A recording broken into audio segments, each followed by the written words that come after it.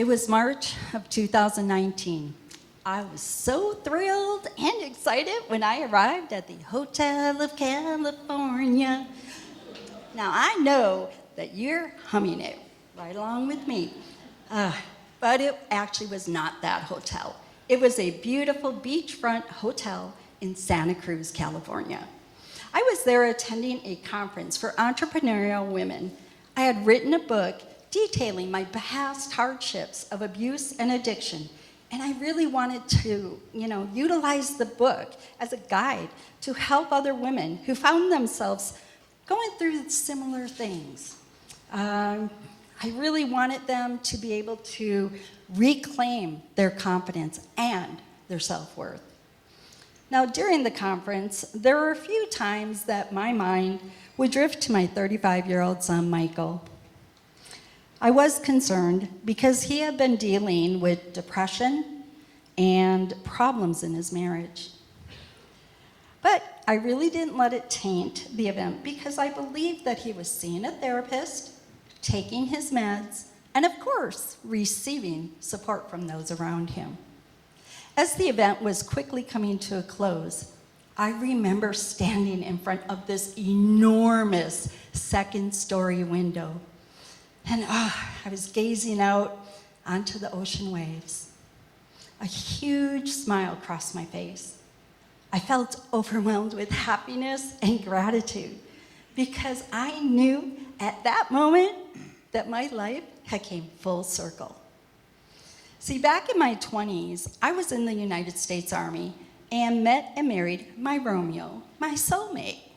And we actually had lived near that area of California. We had a son together. Yes, it was Michael, who was as cute as a button. Regrettably, my Romeo and I, things just didn't work out. We began fighting and arguing more and more, and eventually our marriage became so toxic that we both began to spiral out of control. I knew I needed to end that relationship. So I got an annulment and moved back home to Wisconsin. I know, I'm sorry, but go Pack, go! I'm a total cheesehead. Well, sadly, the ex followed me there and began stalking me, telling me how easy it was for him to break into my house. And ultimately, the death threats started. There came a point in all of this chaos when I just couldn't take it anymore. I felt completely defeated. So I gave up. And that decision nearly destroyed me. It took a near-death experience from a coke-induced heart attack at the age of 24 years old to wake me up. And I realized then that I wanted a different life. A better life, one where I could be free from the lies, from the cheating, and the abuse. And I wanted that for my little guy, Michael, too. That is when I finally made one of the best decisions I have ever made. And that was to turn my life around. This was one of those huge, pivotal moments that we all face in life at one time or another. From that point on, it was me and Michael against the world.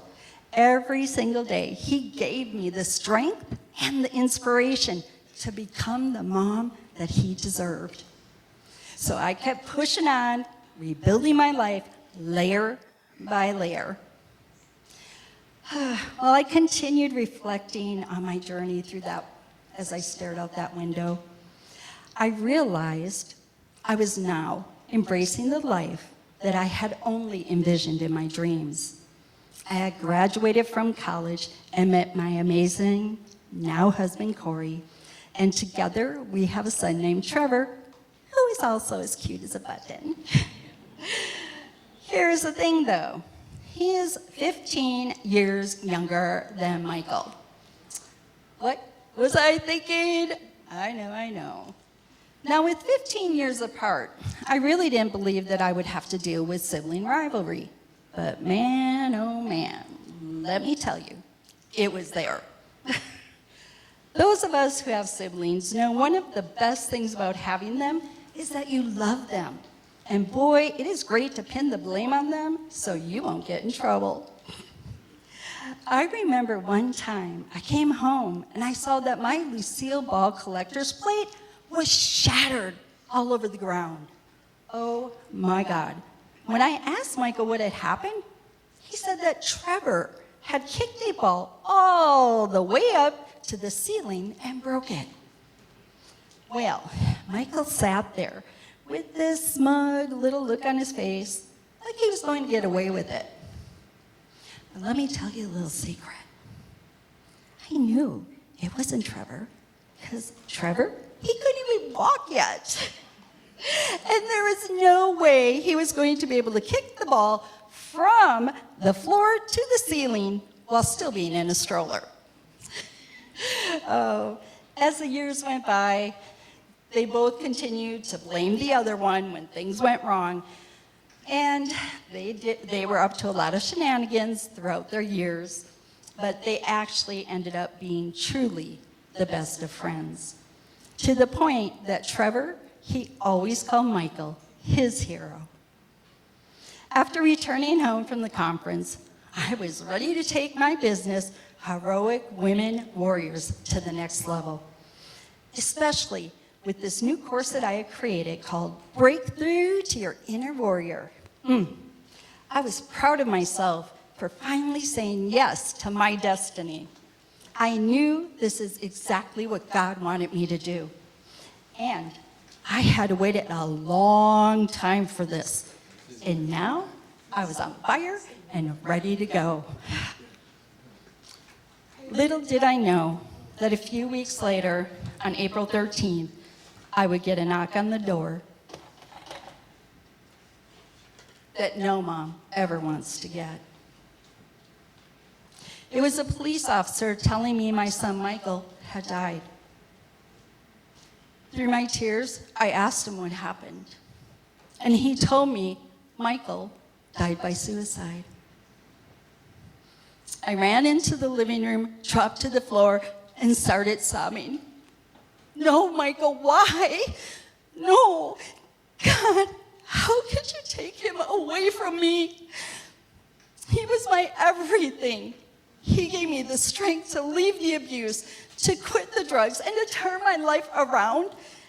And now, he was gone. Michael, God, why? As I wept, I understood how God feels when he loses his children. I tried to fight it, to forgive, to understand, but my heart was filled with anger and hate. How could those who loved him just watch him wither away and die? So many things that once mattered to me now seem petty in comparison. The laughter that Michael brought to the family, the love, the achievements, all of it disappeared into darkness.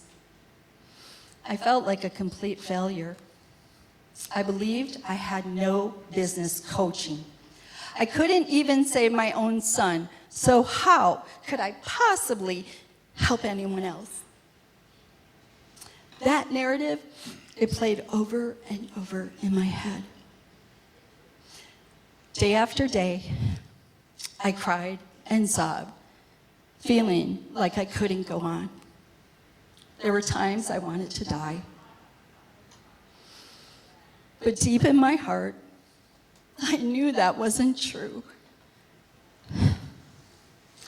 What I wanted was the searing pain of losing my precious son, Michael, to end. I didn't know if I was ever going to catch my breath again. But then, I knew exactly what I needed to do. I wrote the damn book. I knew this journey all too well. I knew I was going to have to reconstruct my life again, step by grueling step. I knew that I would have to go all in, living and breathing the life I desired. I knew that I would face struggles, and there would be challenges along the way. I knew I would need support from family, from friends, from God, from therapists, and most of all, a grief coach. I knew then, like I do now, that I will not be defeated. So today, I will honor Michael's memory by standing on his shoulders. I will find the strength to speak, to share, and to hold dearly all of the beautiful memories he left behind. And what a legacy it was. I will do so with love, forgiveness, and compassion. For in doing so, I will keep his spirit alive, and I will allow the circle of life to roll forward, unbroken and ever endearing. I am my own superhero. I am a resilient person, I am a survivor, and I am a heroic woman warrior.